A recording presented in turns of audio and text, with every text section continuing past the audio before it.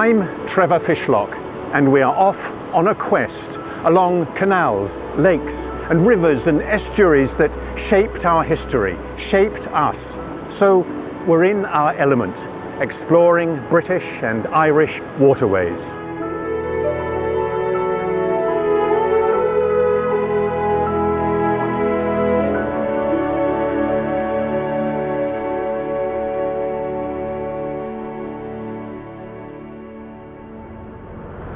I'm in the heart of Northern Ireland, on Loch Ness, a shining lake, almost an inland sea, and a wonderful place for us to start our journey through Ireland and Scotland. We'll have the spectacular beauty of mountains and lochs, discovery along the Caledonian Canal, waterside charm, and all the splendours of Irish rivers.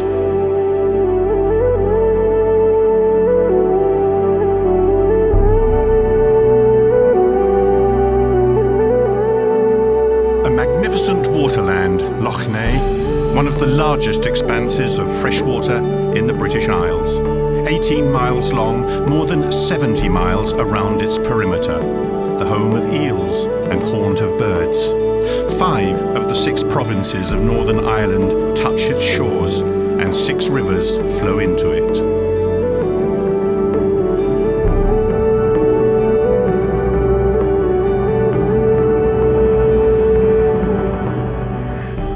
Every self-respecting lake has its legends, and here my favourite story tells of the Irish giant Finn McCool in hot pursuit of a thieving Scottish giant.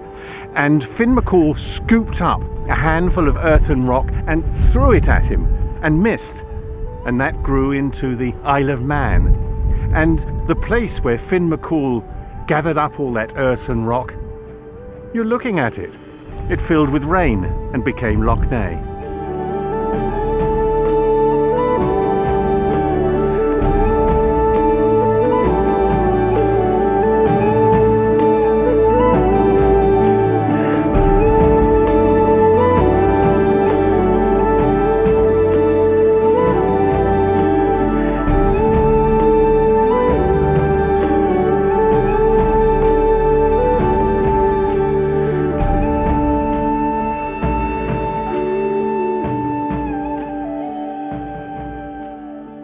On the western shore of Loch Ness, well worn by wind and rain, this high cross has stood as a witness to the Christian presence in Ireland for more than 1,000 years.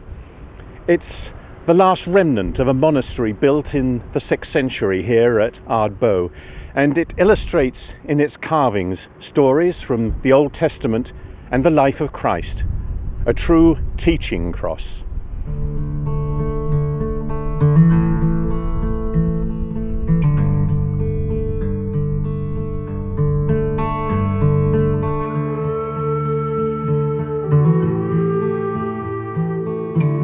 The sandstone cross was already old when the medieval parish was founded here, and in the graveyard stand the remains of a 17th century Protestant church, abandoned in the 18th. In their simple way, the ruined stones and graves tell of faith enduring through the centuries beside the loch.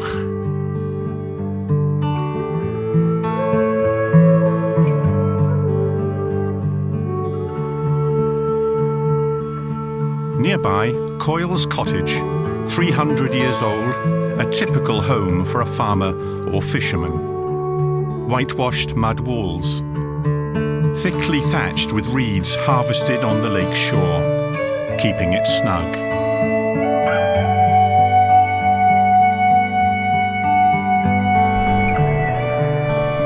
These days, the Loch is much more a place of play than work, for enjoying the birds and the breeze. The boats are there primarily for pottering and paddling.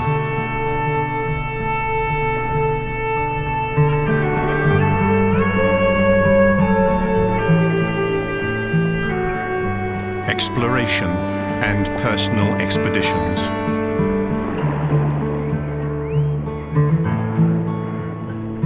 quiet dip of the paddle, and the noisier excitement of jet skis doing the twist.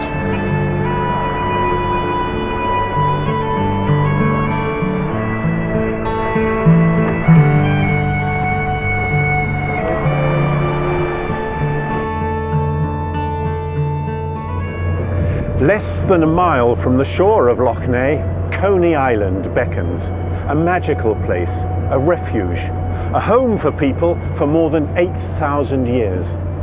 I'm told that the warden here loves it, and I've come to find out why.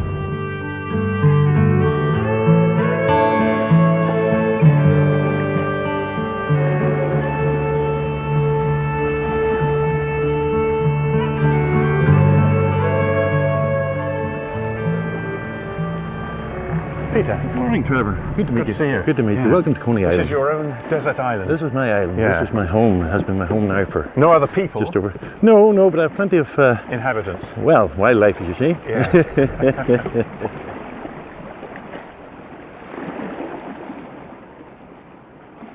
I think possibly it's the peace and tranquility of the place that really appeals to me. And of course, it is a bird sanctuary, and I love birds. Simple as that. I see a little robin over there, sitting on the bush. Old friend of yours? An old friend. Sometimes it'll come and feed from my hand. You know, we could try it and see. Yeah. I don't know if it will or not, but it might. No, more interested, I think, in insects at the moment. I do work here with youth groups and that, and I was walking around one day with a group, and the robin was there, so I just broke the peanut up and held my hand out, and didn't talk away to the children, you see. And the robin came down and fed away on my hand, and they were amazed, you know, that the robin would do that. Lovely bird, beautiful birds. Living and working on the island, Peter knows every inch of its 8 acres, the habits of its creatures, and every chapter of its history. This would have been the original shoreline of Loch Neagh. So the water would have washed around here, and around the base of the round tower, which is about 20 yards from where we're standing. The Normans were billeted there, if you like, and they dug a well here. This tree has grown around the well and encompasses the well. It's a beautiful beech tree. It's over 114, 115 years old. My question for the archaeologists was, why dig a well 20 yards from your front door when you've got 179 billion gallons of water going past every day? So I had to go back to the archaeologists and find out why, and they said it wasn't a well per se, it was a safe. It's where the Normans put all the treasures.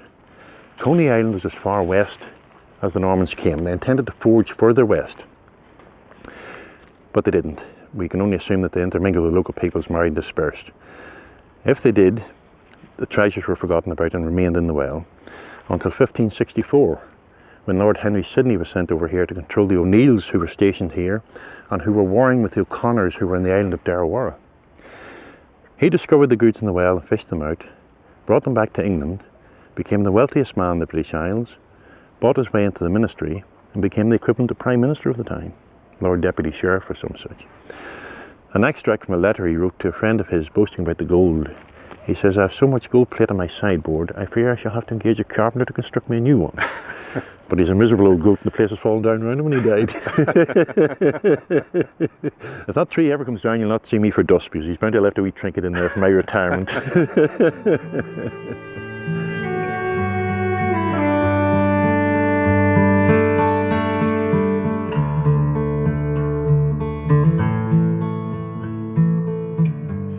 So this obelisk then was built to commemorate, well, apparently a visit by St. Patrick. But I think if St. Patrick had to visit all the places he is supposed to have visited, he'd need to be here yet.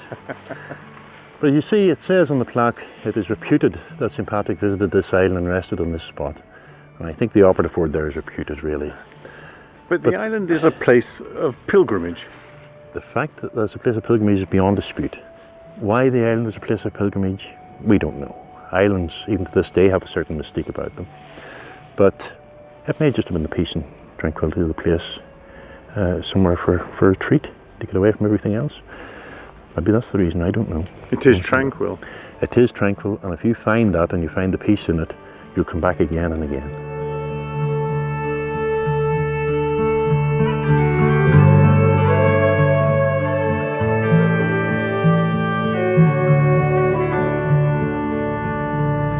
Now we head for a town that grew up on an island west of here. Enniskillen, county town of Fermanagh, forms a link between Upper and Lower Loch Erne. The lakes and the river define Enniskillen and endow it with its magical air, as water can lift the spirits. And to tell us the town's story, local historians Briege McCusker and John Cunningham. The River Erne is the third largest river system in Ireland. It drains about 1 million acres and has been the main highway of communication for thousands of years. Everybody from the Iron Age, Stone Age, Iron Age, Bronze Age, early Christian missionaries, Vikings, Normans, medieval Irish chieftains, and the incoming English and Scottish settlers here in the 16 and 1700s all used the Erne as the means of transport around this particular area here. And when visitors come to this town, they call it really the Venice of the North. They can't believe it is an island. And if you walk from one side of it to the other, it actually is about 6/10 of a mile. And it's called Enniskillen, and it's taken its name from the old warrior Kathleen, who was down fighting in the Midlands of Ireland. She got wounded, didn't want to die there, and came back, dragged herself back, and rumour has it that she died on the island. Of course, being historians, Johnny and I, we do dispute which island she died on, whether it was this large island or a smaller one. The flag that you see flying on the castle there is the flag of St George, which is on the crest of the Enniskillens, the Enniskillen Fusiliers and the Enniskillen Dragoons, very famous army regiments of the British Army. And Enniskillen is the only town in the entire British Isles that has raised 2 regiments for the British Army. And their cap badge was the flag of St George, and they wore it at the Battle of Waterloo and a lot of other famous campaigns that the Enniskillen regiments were involved in. I think one of the things that we love bringing visitors into the castle and showing them is the actual castle. It has been refurbished recently. Over £600,000 was spent on it. And when you come into the first little room, you're seeing that original vault room that the Maguires had. And this was going back to the time of Hugh the Hospitable, a wonderful chieftain who lived originally out at Monastic and used to bring people together at one time of the year. And young ladies were given dowries if they couldn't afford it. Am I correct in saying that, Johnny? That's correct.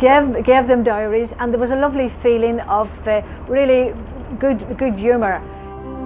It's good to think that the spirit of Hugh the Hospitable lives on.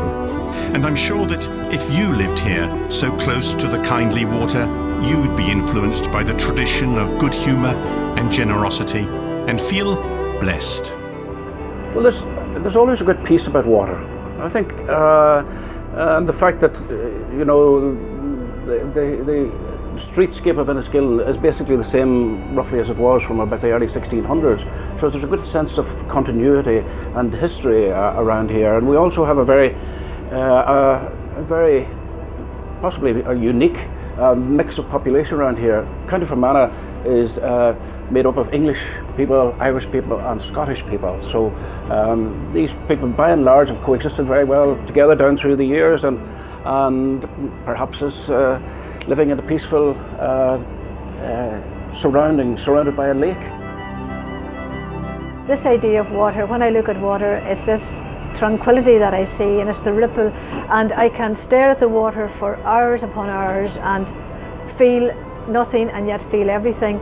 And I think it's the same thing about the people, that the people of Fermanagh, that there's a certain soul we have. There's an inner spirit that it makes us actually quite unique to the rest of the country, because we are a water people. We're just quiet and reflective, and as you know, look at us, never fighting people, not like the other counties.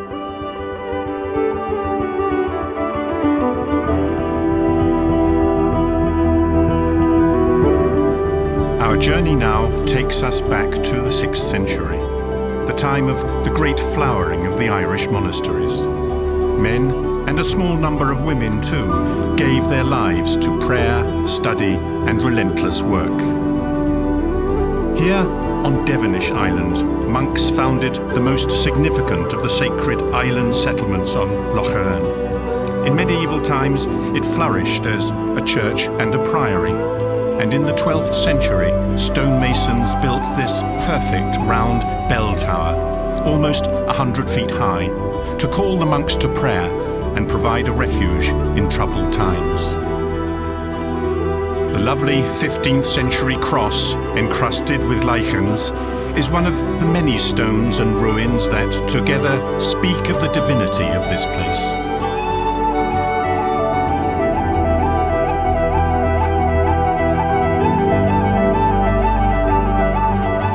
Church walls and graceful arches framing views of the lake waters evoke the sense of peace and remoteness that drew pilgrims to this island and its sisters through the ages.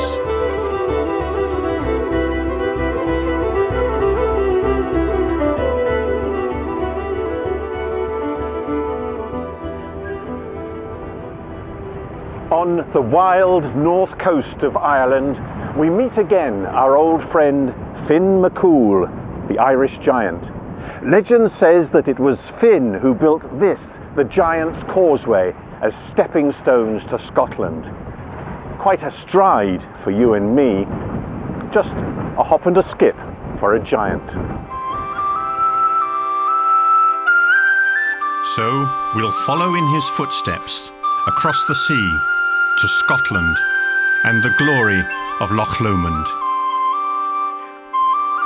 14 miles north of Glasgow, it's one of the great lakes of Britain. The poignant old song sings of its bonny banks.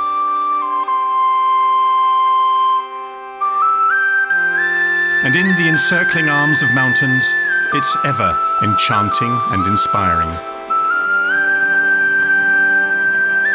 24 miles long and 5 miles wide, its waters are jewelled by a scatter of 60 green islands.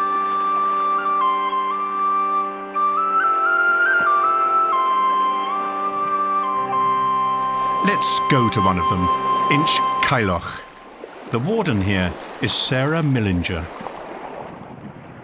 People, for over 400 years, starting in the end of the 12th century, people rowed out to the island every Sunday because the parish then was called Inch as well. And people rowed out to the south side of the island where there was a little jetty and a little gravel beach now. And they would have then walked up through the Coffin Valley, as it is called, and come here to worship. And the minister would have been with them. The minister might have not lived here, but came out as well. And it was for that same reason people came also here to hold their funerals. The clans that mainly are buried here are the MacFarlanes and the MacGregors and various other clans. The MacFarlanes were resident at the northwest of Loch Lomond, and the MacGregors were resident at the northeast of Loch Lomond, and both quite famous clans for cattle thieving. So much that the moon at that time was called the MacFarlanes' lantern, because MacFarlanes were always out in the night thieving the kettle. So there is a long history of people coming over to the island from that clan. And so they had their burials here. What they would do, they would meet the families at the mainland, the family who had a deceased person, and they would invite everyone in, and everyone who arrived would get a dram of whiskey and a bit of cheese, maybe a bit of tobacco. And as everyone dropped in bit by bit, everyone had a dram and another dram and another dram, so that everyone was quite merry by the time everyone has arrived. And then it was time to load the coffin onto the barge and come over here to the island. So there is lots of stories about very merry times when there were more floods of whiskey than actually tears, I would have said. Every year, in the footsteps of pilgrims and worshippers, more than 20,000 visitors land at Inch to walk its woods and trails, steeping themselves in tranquility.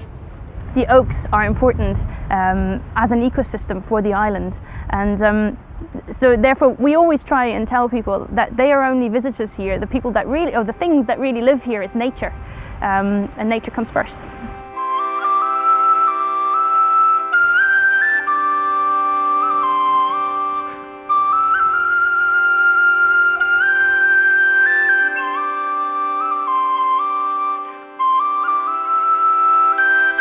Far beneath the snowy cap of Ben Lomond, the Loch Lomond patrol boat. Aboard is Ranger Graham Archibald, who helps visitors to be aware of the natural life and beauty that they seek. My job is basically part of a team of navigation rangers who are responsible for offering information and assistance to loch users in Loch Lomond. And I think people need to remember that Loch Lomond sits at the centre of the first national park in Scotland, and when they do come here they need to be mindful of the way they conduct themselves. On Loch Lomond there's somewhere in the region of 30 plus islands, 3 of which have sort of permanent residents. One's Inchtavanach, Inchfad and Inchmurn. In fact, there's actually a hotel in Inchmurn, so there's quite a bit of activity with boats going backwards and forwards to the hotel. Yeah, another part of our job as well is sort of monitoring and recording key species on the loch. So, for instance, over the last sort of 3 or 4 years, we've had a pair of ospreys nest on one of the islands, which has been great. And in the last 3 years, we've managed, well, not us, but the birds have managed to rear sort of 8 chicks, which have been ringed, and some of them should be sort of coming back into the area, now or next season, and hopefully setting up their own nests and sort of increasing the number of ospreys that are in Scotland, which would be great. Another thing that we sometimes see as well is actually deer swimming between the islands. Depending on the age of the animal or the sex, all you'll see is this head and a sort of big pair of antlers sort of moving its way through the water. And the first time you see it, you're sort of taking a double take to actually sort of convince yourself that what you're seeing is actually real. But it happens quite regularly. There's a reasonable population of fallow deer on the islands, and from time to time you will see the deer swimming between the islands. But all in all, Loch Lomond is one of the most beautiful places you could ever want to visit. And just ask people to, if they are going to be using the loch, be mindful of the wildlife that is in the area and respect it. And it'll be there for generations to come.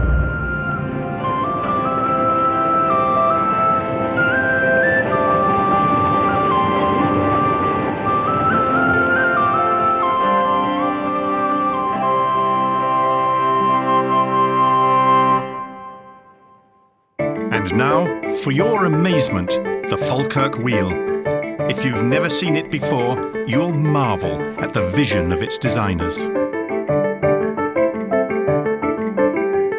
It's the world's first rotating boat lift, scooping passenger boats from one canal and lifting them into another. From here, on the Forth and Clyde Canal, the boats are lifted to the Union Canal, 115 feet above.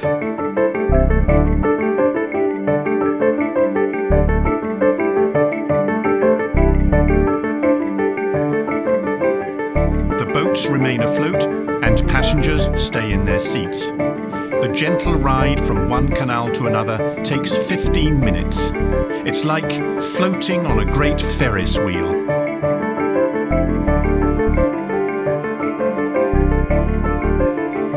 Not only rotating, but revolutionary.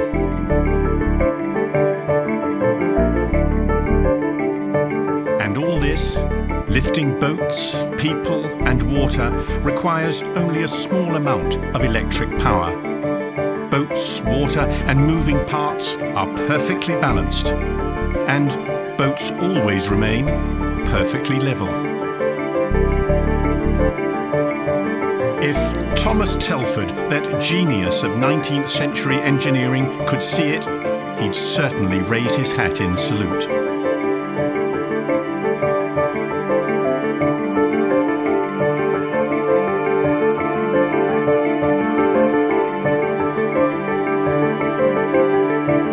The Falkirk Wheel in central Scotland marks a new era of investment and canal technology on British waterways.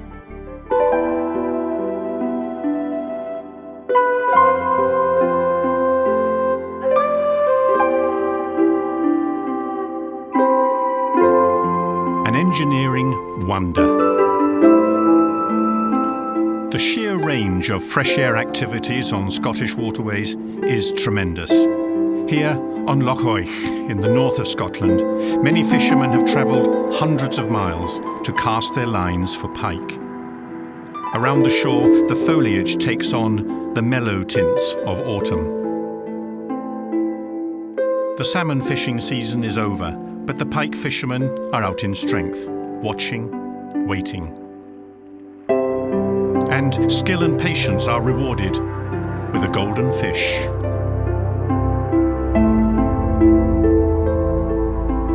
Loch Lomond is one of 4 highland lakes connected by waterways to form the Great Caledonian Canal, which links Fort William to Inverness, a distance of 60 miles.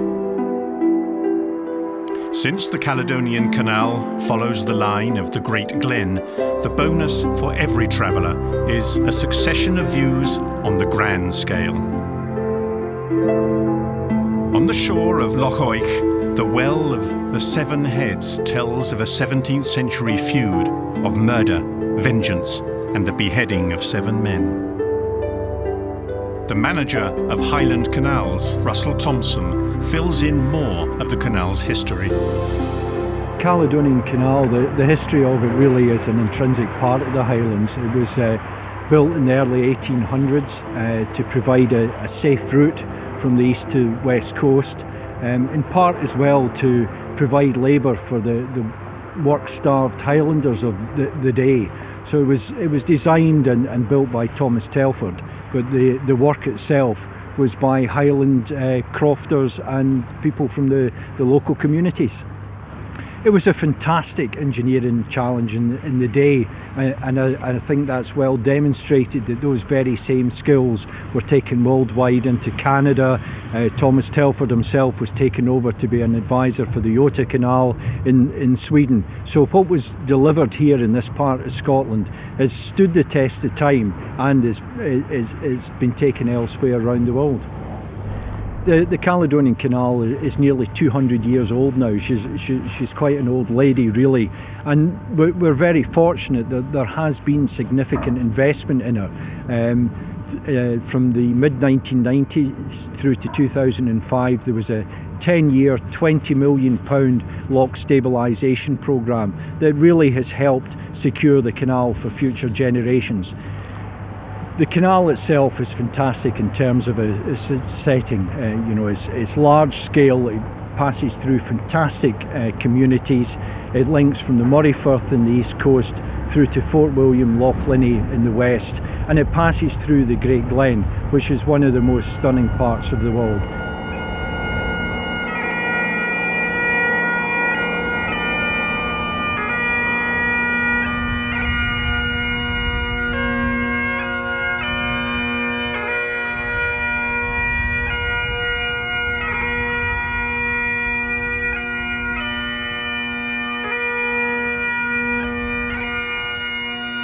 In the tradition of travelling waterways for pleasure, it's best to take your time.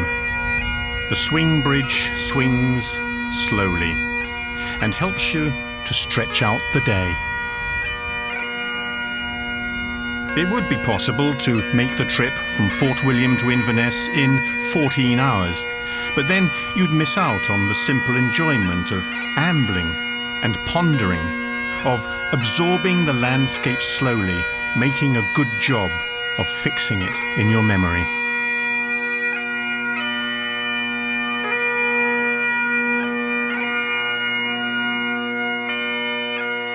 In any case, the Caledonian Canal these days is chiefly used by leisure traffic. As a working waterway, it was the first state-funded transport link in Britain. Engineers and labourers built it in 17 years, and it's punctuated by 29 locks.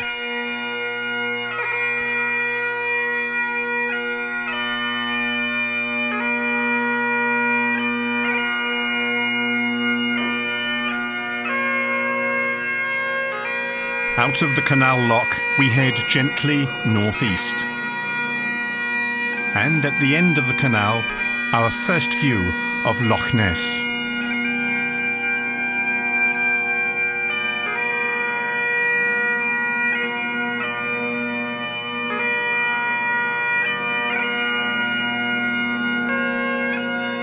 Its name is known all over the world, something it shares with Loch Lomond.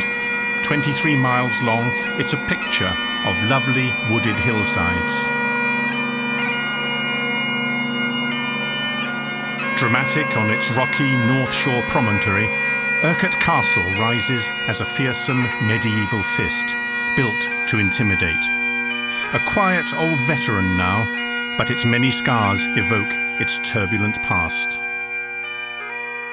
We've had quite a few battles going on here over the years. Edward I laid siege to the place. He appeared up here with an army and decided he wanted to take the castle. He succeeded in taking the castle. We took the castle back again. He took the castle back again off us. And eventually Robert the Bruce's army appeared up here and they retook the castle again. Then over the coming 150 years we had numerous raids by the MacDonalds of the Isles, who were of Viking descent. They occupied and reoccupied this area on numerous occasions. Then we go up to the end of the 17th century. John Grant was eventually given the lairdship of the castle, and that really was about about towards the end of the last sort of siege in the castle. He'd actually moved out of the place and it had fallen into disrepair. There was a constable left in the castle to keep an eye on what was going on. The Jacobite army appeared in this area for whatever reason best known to themselves and decided that they were going to take the castle. So the Grants got back into the castle and they decided to defend the place. For some reason the Highlanders decided they weren't going to bother with it, and they left, and the Grants actually blew the main gate off the castle, so rendering it useless. Obviously the most easiest place to gain access in any fortification castle is the main gate, and basically that was the end of the castle's life as a fortification.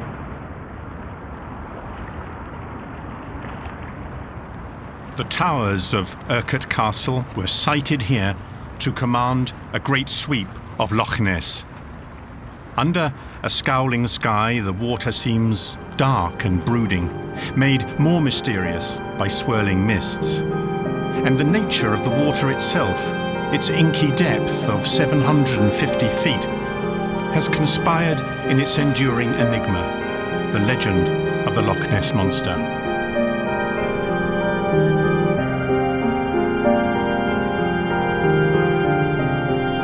Down the centuries, wishful thinking, folk tales, forgeries, hoaxes, and any number of claimed sightings have all stirred the idea that mysterious prehistoric beasts inhabit Loch Ness. But expeditions and scientific searches have found not a thing.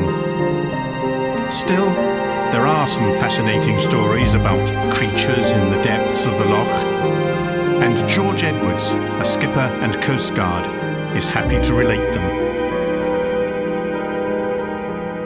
Over the years, I've seen far too many things that I really can't explain, but I have to say, there's got to be more than one of them.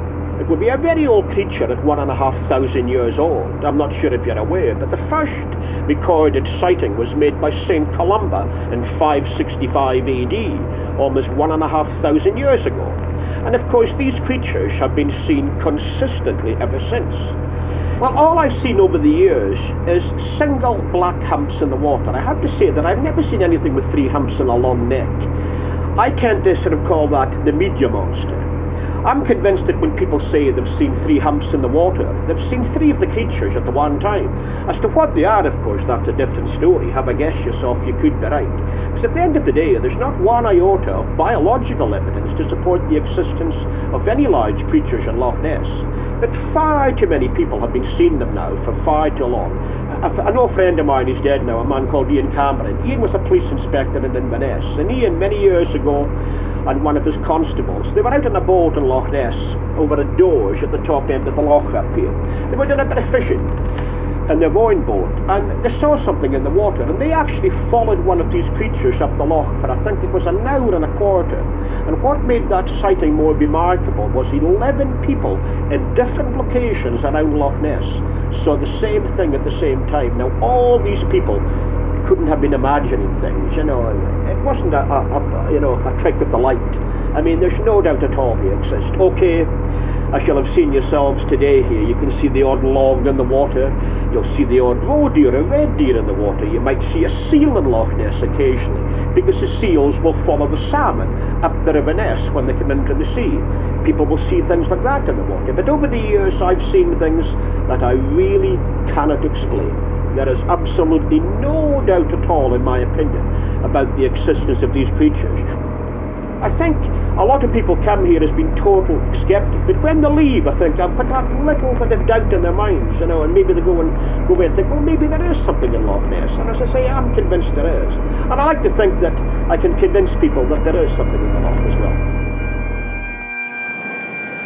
We all love the idea of a monster, and we'd be delighted if a marvellous water dragon were pulled up squirming in a net. In the meantime, we'll keep our eyes open. You never know.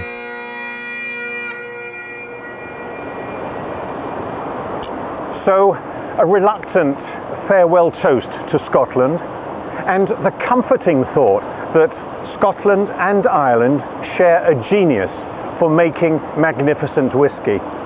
And as we all know, great whisky needs wonderful water. The story of Irish whisky can be told in many parts of Ireland, but we've come to Loch's Distillery Museum in County Westmeath, where they've restored the old water wheel, and they use the last surviving example of an old-fashioned still. Loch's has been bought by Cooley's Distillery, and tradition flourishes. They still make whisky. They took over the remains of Loch's Distillery. There are a number of warehouses all around the complex which are full of maturing whisky.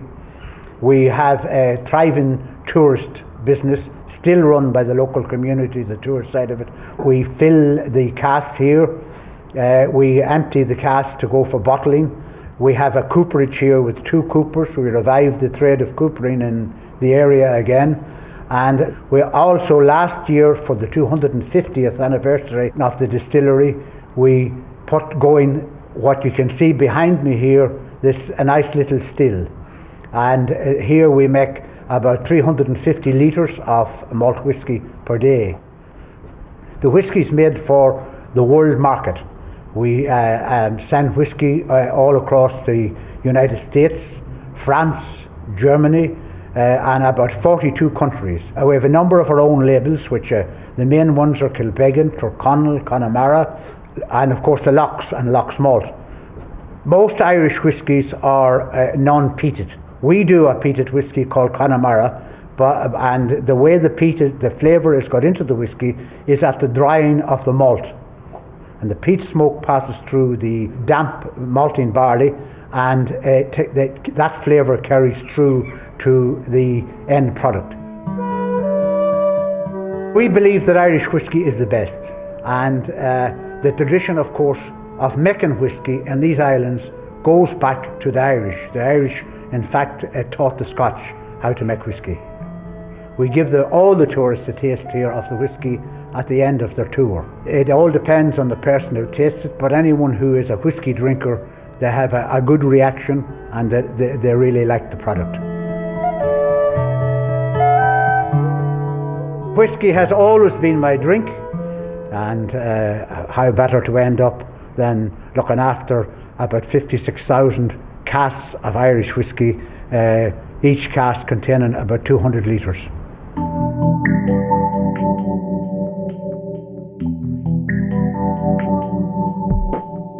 Now we come to the last of the waterways in our journey through Ireland. The mighty Shannon is chief river of the Republic and the longest.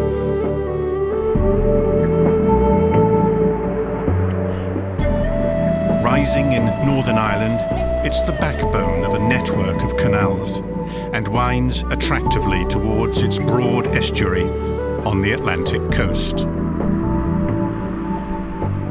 Like all great rivers, it's played its crucial part in history. a water highway between north and south, a strategic boundary between east and west.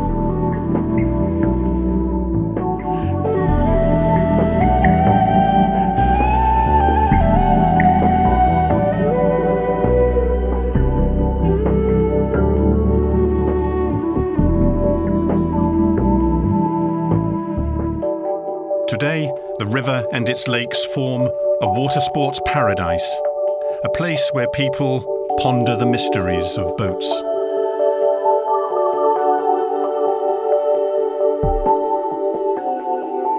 For centuries, the Shannon has been famous for its simple, seaworthy wooden boats. Pat Doran, a retired fisherman, keeps the tradition alive. He's built many of the old-fashioned boats and loves their rugged strength. They're unique in that on the mud flats on the river, they're a dish-bottom boat, not flat. I've never known one of these gunnels to capsize in my life. And we're often fishing I was fishing in force 9 wind, and there was my father before me. And for safety, you couldn't have a safer boat.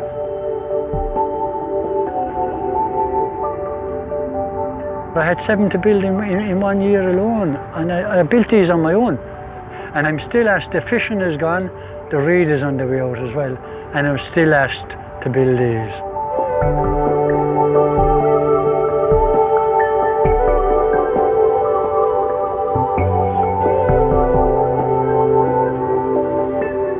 These are the sort of tall and curving reeds that have for hundreds of years made thatch for houses.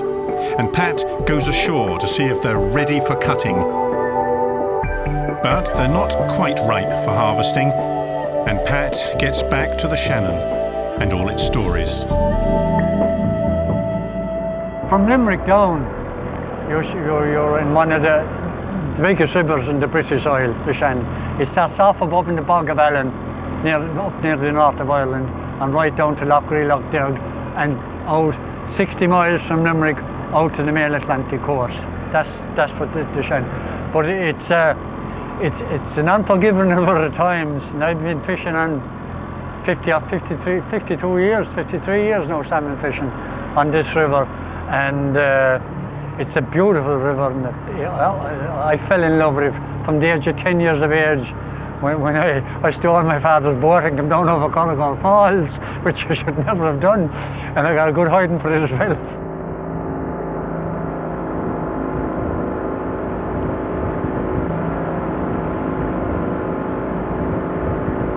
I was reared here all my life, learned to swim here, fell out of the boat here, tried not to fall out now, and a lot of wildlife around. That's why I love this area.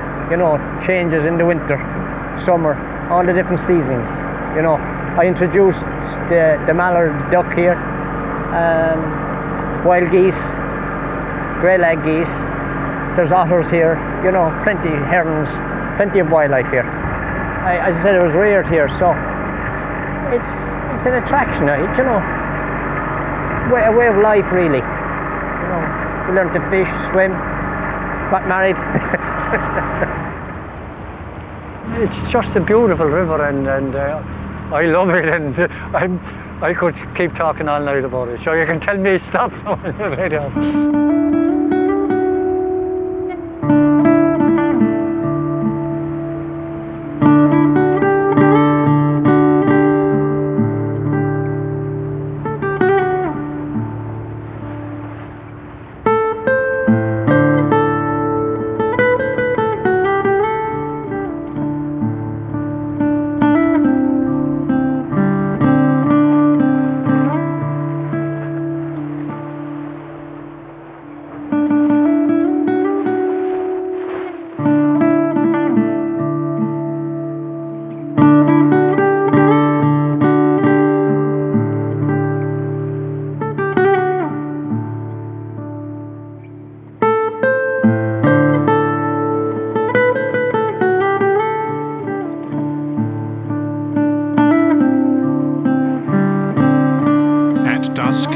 Lights shine on the Shannon as we reach busy Limerick. The Norman conquerors built St John's castle in 1210 to command the river crossing and enforce their rule in southwest Ireland. The city that grew around its walls is the third largest in the Republic.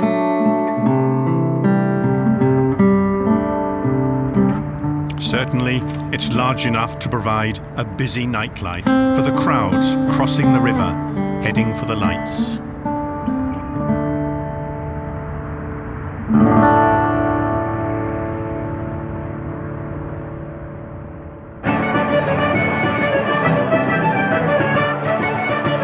Nightfall signals music and song and companionship in the pub.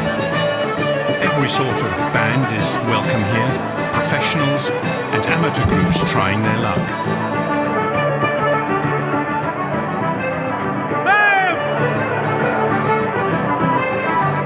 This evening, there's traditional entertainment here in Dolan's pub near Limerick Docks.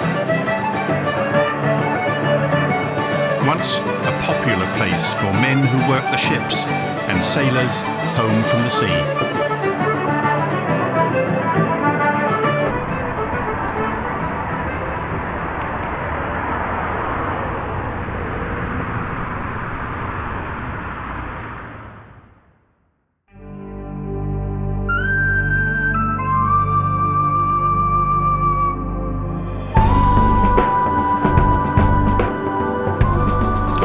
Stands at the point on the Shannon where the freshwater river begins to mingle with the salt of the sea. The estuary is busy with shipping. More than 2,000 years ago, the Shannon was known to Greek geographers. Viking longboats rowed through here to penetrate Ireland's heart. 5 ports serve this stretch of the river, and the man responsible for making them all run smoothly is the sailor turned harbour master, Alan Coughlin.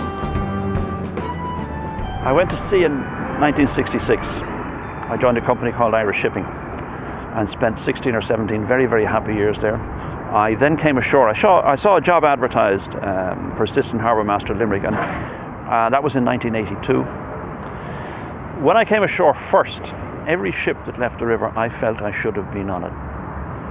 It's a hard feeling to shake.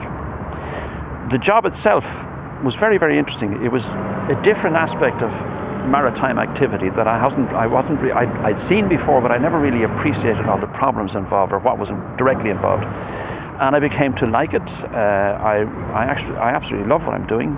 I love water. I love ships. I like people who go to sea on ships. I like solving the problems that are associated with ships. I suppose I like the activity of knowing that you're playing a part in the economic well-being of the region, along with everyone else. It's not just me; it's a team. But I happen to be honoured. I happen to have the honour of leading that team, and I just like it. Further down the estuary, at the tanker port of Foynes, one of the harbour master's colleagues, Hugh Conlon, monitors the coming and going of every vessel on his electronic lookout.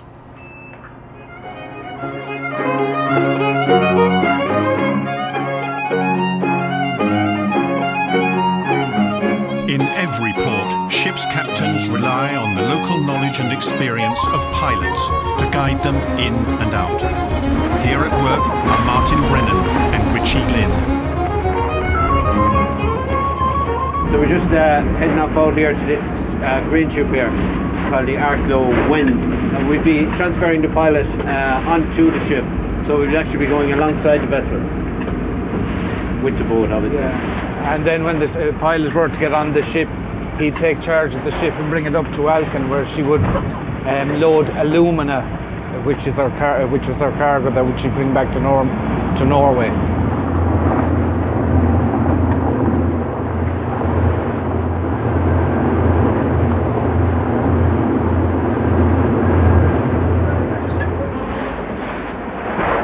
We're still, in fact, inside in the Shannon. We're not outside on the sea. So it will give you an idea, an indication what conditions would be like outside today.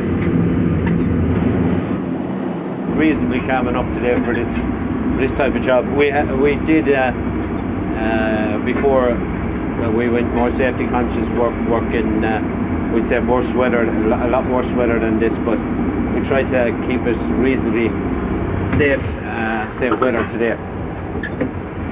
It may look as if it's particularly bad, but it's not really at the moment. What you've got to watch is when you're going alongside the ship, that you have a good lee, that everything is right for when you transfer the man. You've got to think of the pilot and the other crewmen on deck.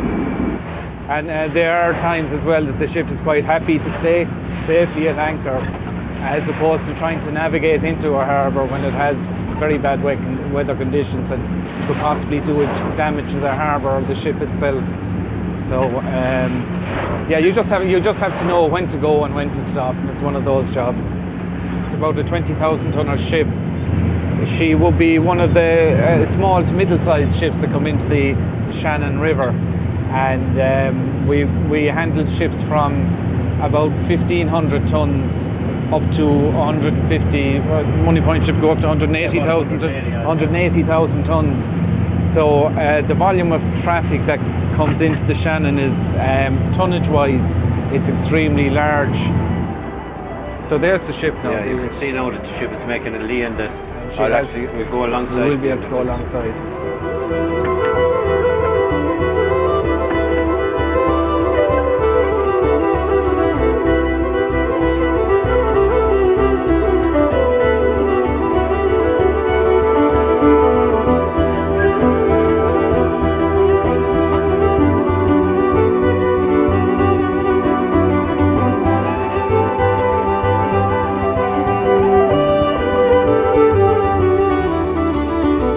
240 miles from its source, the Shannon surrenders at last to the embrace of the sea.